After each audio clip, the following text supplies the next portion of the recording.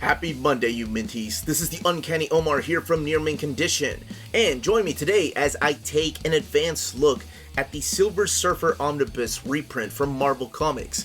So, please stay tuned. And welcome back, all you Minties. Now, before I get started, I want to give a huge shout out to David Gabriel and the folks at Marvel Comics for sending us an advanced copy of this book. And I'll talk a little bit about that too. But I wanted to showcase this reprint. This originally went out of print actually quite a few years ago. I want to say the original Omnibus came out with the release of the Fantastic Four 2, The Rise of the Silver Surfer. And then it shortly went out of print after that. This is the amazing series by Stan Lee and John Buscema. Of course, Jack Kirby finished it up, but it is basically John Buscema just drawing his heart out with this Silver Surfer character that was introduced in the pages of the Fantastic Four. Now, really quickly, the book is scheduled to come out in the direct market on April 22nd. I'm not 100% sure if that date is going to be shifted or not, so I do want to just leave the date on there just in case it does come out. And speaking of the direct market, this is the direct market cover. Over there is the standard edition cover. So they went with the standard issue number 1 cover for the standard edition cover. And I want to say it was the other way around. There was another cover. This is a brand new cover for the Silver Surfer Omnibus. So let's take a look at it under the dust jacket. So I was expecting to see art on board because I don't know, I've just gotten used to it from Marvel lately. But it's just your standard blackboard Silver Surfer Omnibus. Let's get this open and talk a little bit about it. Okay, so let's get this opened. I love the bookend pages, the silver gloss look to it. It almost looks like a countertop, marble countertop. Silver Surfer Omnibus. Here's all the credits. The collection editor, of course, being Corey. The book design, and everyone that participated. One of the things I want to point out are these fine folks right here with the art reconstruction and color reconstruction. This was originally released as 2 Marvel Masterworks, like in the early 90s. As a matter of fact, yeah, here we go. This is an introduction from Stan Lee for the very first Silver Surfer Masterwork that collected the first half of this book. So what does this collect? This collects Silver Surfer 1 through 18, and then material from the Fantastic Four Annual Number 5, which is the very first, really, Silver Surfer solo story. That's the only part that's collected in here. And then the Not Brand Echt number 13. So, this is the book, issue 1. The importance of this issue, I wanted to go back to it, because this is the first standalone solo story of a character that first appeared in Fantastic Four number 48. You know, he was part of the Coming of Galactus saga. We did an old reader, new reader on it recently. And then he kind of spun off because he was exiled by Galactus. He was not allowed to travel to the cosmos anymore because he betrayed Galactus. So in the first issue, and actually most of the series, he's stuck here on Earth. He's grounded. And you finally get to find out his origin. And probably one of the most heartbreaking, best origins, I in my eyes, that Stan Lee ever did. And of course, all of this is drawn by Big John Buscema, who is actually, the first few issues are inked by Joe Sinnott, who was one of Jack Kirby's inkers. So it has a little bit of a Jack Kirby finish to it.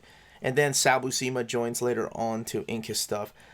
So the first 17 issues of this series, we're introduced to the very first appearance of the Badoon, who of course have messed with the X-Men, the Fantastic Four, the Avengers. But the first 17 issues were drawn by John Buscema, and then for some reason, in his intros, Stan Lee cannot remember why they went to get Jack Kirby to draw the final issue. Maybe because, he created the very first appearance of the Silver Surfer. He can't remember why. But I love his intros because they talk about how much he loves the Silver Surfer character. So you get appearances here by Thor, you get appearances by the Avengers, Mephisto, the Stranger, Spider-Man, just to name a few characters, the Human Torch. But it's basically an exploration of this character here, Norrin Radd, who is trying to figure out his own humanity through human eyes. And yes, there's a series of flashbacks, there is a series of events that takes him back to his, I guess his roots. Let's just say it at that, because I don't want to spoil this for anybody, even though these damn stories were originally published in 1968. I don't want to spoil it for anyone that hasn't read it. There's the Warriors 3, when they were in Asgard. I wanted to point out, yeah, this is when you see the classic John Buscema look. And you can probably tell the difference between these early pages, inked by Joe Sinnott, and then these pages when they're inked by Sal Buscema, his brother, and other folks. And one of the things about the first half of the book is that each one of the Silver Surfer issues are oversized. So it may not seem like a big collection when I say 18 issues, but the first half, like the first 8 issues, are all about 40 pages long. And there's the Stranger right there. They keep all the letter pages because this is a Corey book, and we love when Corey puts the letter pages in there. He does the same thing with X-Men and Fantastic Four. So God bless you, sir. Here's the Stranger retelling his story, how he first appeared on Earth and met the Master of Magnetism, Magneto. The book, by the way, has 576 pages, and I'll look at the binding here in a little bit. As far as the paper quality, it's what you've come to expect from the latest Marvel Omnis for like the last 4 or 5 years. So it's not thin. It's not super thick. This is probably one of my favorite issues right here, issue 6. Because this is where, I don't know what John and Sal were doing, but they were experimenting with their artwork, I think.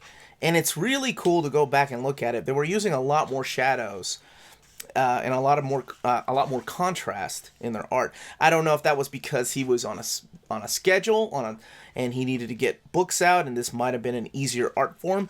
But I always appreciate it. I think this and issue 7, if I'm not mistaken, are both drawn in this kind of, Frank Miller-ish kind of style. I mean, you could tell that it's still John Buscema, but just the sketch lines and the amount of detail that is usually there is lacking. I mean, you could probably tell just from this page compared to earlier pages here. And this is all the same creative team. This is still John being inked by Sal. Same thing here. But I dig it. I love it. I love when artists experiment on their own work and trying to evolve into something else. Rick Leonardi is one of my favorite artists because of that. And I've never seen this kind of art John used anywhere else, honestly. So please leave those comments down below if you've seen this type of, I guess, less detailed art style from John Buscema used anywhere in his art before. And here's the second introduction. So you get not only 2 introductions by Stan Lee, but you also get an afterword by Stan Lee. So these were written originally for the Marvel Masterwork issues. And this is actually a funny introduction because he couldn't remember the stories he wrote within these pages. So still a quarter and still 40 pages is what you're getting here. It's when they go down to 15 cents that they go down to the standard size of a comic book back then. And one of the funniest things he wrote is he couldn't remember why he asked Jack Kirby to come back and draw the final issue. But I will say, if you've never read this, maybe don't read the forwards yet, because he does kind of spoil something that happens in issue 18, which is a big controversial... I love this issue too. Sorry. Which is a big controversial thing that happened to the Silver Surfer. And I don't want to get into details. And I don't want to spoil what happens and how it was resolved, if it was ever resolved. By the way, Dan Adkins is now the inker on the book. But I always find that pretty interesting because when I was a kid and my friend's dad had all these issues, I fell in love with this series. And I remember I had this omnibus, and I ended up selling it because I was like, I'm just going to collect Silver Surfer in epic format. And then I regretted it, and then it went out of print, and damn it. And these stories right here, by the way, these 18 issues have not been collected in epic format. And I say yet. Volume 1 is just reprints of his appearances in Tales to Astonish and Fantastic Four, of course. But it doesn't contain any of this. This is yet to be reprinted in epic format. The only other way to get this is if you've been getting the Masterworks, which originally came out in 1990 and 1991. Where was I? Damn it, I always have something to say and I always forget where I was going. Oh, yes, my friend Chip's dad had a stack of these books. They weren't in the best of shapes, but he would always let us read them in his basement. He was a huge collector and loved when just new readers would come and especially get interested in older characters. So I had never read the Silver Surfer other than his appearances in the Fantastic Four and Avengers. And, he kind of reminded me a little bit of Namor. I had no ties to him until I read this, and I loved it. But by the time I got to issue 18, the final page, I remember asking, where's the rest of the story? And, well, Stan Lee will tell you where the rest of the story is in his introduction. So this is probably one of the most iconic stories that Stan Lee ever wrote in my eyes. It's up there with If This Be My Destiny. I think this is some of his best work. And it's interesting that they brought it back into print because this doesn't have a tie-in to any of the movies. There's not a Silver Surfer cartoon or anything. So I'm glad they brought it back into print because a lot of people haven't read this. God, look at Buscema's artwork here. It's so gorgeous. So I'm with you all. I'm excited to have this again in my collection. And I hope a lot of you all pick it up because, it's one of these things that probably go under the radar. Silver Surfer, who cares about Norrin Radd? Everybody's all about Thanos now. But there really is a deep history and a deep, just almost a religious build to this character of the Silver Surfer. And it's all because of Stan Lee. And, of course, John Buscema. I mean, yes. It wouldn't be the same if somebody else had drawn it. I mean, he is a legend. One of my favorite artists of all time, mainly because of his Conan and, yes, even his Wolverine. I love this stuff. But there is a huge difference here between his artwork, John Buscema's, and the legendary Jack Kirby. And this is during Jack Kirby's era that he was inked by Herb Trimpe. So, it's different, but it's Jack Kirby drawing his character that he co-created. Now, I think I've talked enough about it. Let's look in the back for extras. So here is the story from the Fantastic Four Annual Number 5. The Quasimodo story. And then I think this is the Simple Surfer story. Yeah, the origin of the Simple Surfer. Of course, not Brand Eck, which is like Marvel's own little Mad magazine. And then we get House Ads, The Afterwards by Stan Lee. Is it an Afterwards? Oh, no, this is from Son of Origins of Marvel Comics. Okay, this was originally published there when he was talking about the origins of the Marvel Cosmic Universe. Reprint covers. And then the biographies. So, let's take a look at this binding. 576 pages. Rest assured, it's not the flat spine that a lot of people were worried about with Wolverine, JMS Volume 2, and Black Widow.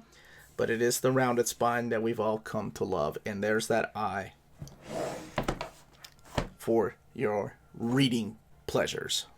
Now, if you're interested in this book when it comes out, please don't forget to check out our sponsor, cheapgraphicnovels.com, your online home for brand new graphic novels and collected editions up to 50% off the cover price. Cheap Graphic Novels prides itself on packaging your books so they arrive safely and in excellent condition, as well as prompt and helpful service. And check out their bargain bin for even greater deals up to 90% off cover price. And for you Minties, Cheap Graphic Novels is running a special promotion. If you're a first-time customer, let them know you were referred by Near Mint Condition at the checkout, and you'll receive a credit for free shipping on your next order. Now, this is only for U.S. customers. Cheap Graphic Novels, your source for the hottest books with the kind of deep discounts, quality shipping, and customer service that will keep you coming back for more. Now, that was the contents of the book, the build of the book, and the page count.